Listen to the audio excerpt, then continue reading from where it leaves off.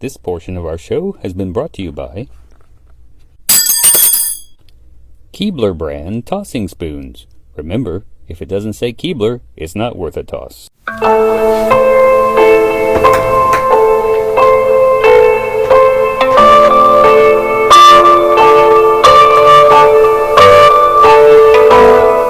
behind bars. 23 ABC's Cassie Carlisle shares what we know about this early morning crash. Cassie? Yeah, Tim and Gracia, a community is mourning. I just spoke with two young ladies who knew Crystal and just put up this cross. I also spoke with the neighbor who called 911, and he is extremely distraught. This is all that's left from a terrible drunk driving crash that happened early this morning, changing two lives forever. Today, after Tampa police say he slammed into a group of people next to a car on the Gandy Bridge, and that crash killed a 15-year-old girl. Good evening, everyone. Beyond drunk driving, it was murder. Today, a judge closed the book on a tragedy that took 5 lives. Good evening. Today, people lined up to tell Matthew Carrier just how much damage he did when he plowed into a car while drunk behind the wheel. Mysteries of History with historians Kirat E. Grewal and Sean M. Baker. Special Episode 1, Discouraging Teen Drinking and Driving. Warning. Some of these images may be disturbing to some viewers. Thank you. Drinking and driving has been an issue plaguing society since the automobile became widely used. It has been particularly prevalent with teens. Considerable progress has been made, as for since 1991, teen drinking and driving has gone down by 55%, but despite this, teens drink and drive 2.5 million times per month. Teenagers are 3 more times likely to have a drink and get behind the wheel. Unfortunately, but quite significantly, teen drunk driving kills 7 teenagers a day, while only accounting for 10% of drivers in the United States. Teens account for 17% of alcohol crashes that result in fatalities. Boys with a blood alcohol content of 0.05 are 18 more times likely to get in a car crash, while girls with that same level are 55 times more likely to get in a car crash while driving. Reformers want a variety of changes in society. Some want the punishment for underage drinking and driving while drunk to be more severe to discourage it. Some want a stronger support system in school that offers students more resources and education about the dangers about underage drinking and driving. Some reformers want to stop underage drinking itself to prevent teen drinking and driving. Others want to attack teen drinking and driving directly rather than attacking underage drinking, something that's probably never going to end. My colleague and I, Kira, are both very against underage drinking as well as underage drinking and driving, as I think most people are and should be. We like to say, how would you feel if you crashed into a car and it happened to have a kid in it and you killed a kid?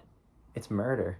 It's the reality of it. It's murder, and to be honest, you may as well just kill the child with a gun. It's the same thing. And so it's a matter of health and safety, not just for yourself but others. And if anything, underage driving and drinking should be completely eliminated. And underage drinking itself is very unhealthy for people under 21, and this is for people who think the drinking age should be lowered for some reason, and it's not a twofold issue. Drinking under the age of 21 damages the cells that make up the hippocampus in the brain, affecting cognitive functions, your sports, your hobbies, your driving, school. It affects all of those. So if you've drank in the past, you're not operating at maximum capacity. If you drank last weekend or were drinking and partying last weekend, you're not functioning the best you could be right now, and you never will be. Every time you drink under that age of 21, when the brain is still developing, you're permanently decreasing the capacity for you to use that cognitive ability. So, that's kind of where me and my colleague Kirat kind of stand on the issue. Here is a graph for 12th grade students who reported binge drinking. 52% decrease proportionally from 1991 to 2019. The main takeaway from this is that roughly a 52% decrease, yet 14% of 12th graders, which my colleagues are about to become, binge drink. This binge drinking increases the chances of drinking and driving. This is increasing the likelihood of an alcohol-related crash. And here's some quick facts. 70% of teens report having drank any amount of alcohol. 10% of those who drink proceeded to drive after drink. 60% of the teen car crashes involve alcohol. There are some groups in the United States that support complete prohibition, such as the Prohibition Party. Members of this group primarily believe that it is morally wrong to drink. Additionally, groups like MAD, Mothers Against Drunk Driving, aim to end underage drinking, which would in turn end teen drinking and driving. Opponents to prohibition, practically the whole US population, simply feel that it is an encroachment on their personal liberties. However, in better connection to the topic being examined, teen drinking and driving, most people support its prevention. The fight against underage drinking picked up in the early 2000s, however. In 2003, the National Research Council and Institute of Medicine called for a cooperative effort to curb underage drinking at all government levels. In 2004, Congress formed the Interagency Coordinating Committee for the Prevention of Underage Drinking, or ICCPUD, composed of representatives from 15 federal agencies. The ICCPUD has been a leader on the issue of underage drinking by initiating town hall meetings every 2 years to prevent underage drinking in cooperation with community-based organizations around the country. Additionally, in 2006, the Stop or Sober Truth on Prevention Underage Drinking Act was enacted. It dictates that ICCPUD shall guide policy and program development across the federal government with respect to underage drinking, and provide resources to state and local government levels as well as citizen groups. Then, in 2012, the federal government funded 81 new grants for forming committees to battle underage drinking over the upcoming 4 years. Unfortunately, there has not been much significant legislation recently. The most noteworthy is the National Institute on Alcohol Abuse and Alcoholism, or NIAAA, conducting studies to evaluate different prevention strategies. While it's certainly an uphill battle that we face here in the fight against teenage drinking and driving, there have been previous successes that we can use as a basis for our strategy. For example, about 20 and 25 years ago, Iceland had the highest rates of teen drinking and binge drinking, but today they boast the cleanest teens in the world. A 2016 study found that 5% of teenagers had drunk in the previous month compared to an astonishing 42% back in 1999. How they do this? They implemented programs to manage stress by helping teenagers achieve natural highs. This was from an idea first proposed by Harvey Milkman at the Metropolitan State College of Denver, and his ideas received him a $1.2 million grant for his study back in 1992. And as part of his treatment plan, kids received lessons in any hobby that they wanted, including art, martial arts, dance, sports, and his program was so successful that he was then invited to Iceland to speak about his work. And part of his tour in Iceland was going around to different schools and giving students questionnaires. And he would ask types of questions like what extracurricular activities they do and how often, how much time they spend with their parents, if they drink or smoke. And the general trend that he saw was that communities where children spent time with their parents and time doing extracurricular activities a couple times a week, the rates of drinking and drug use were much, much lower.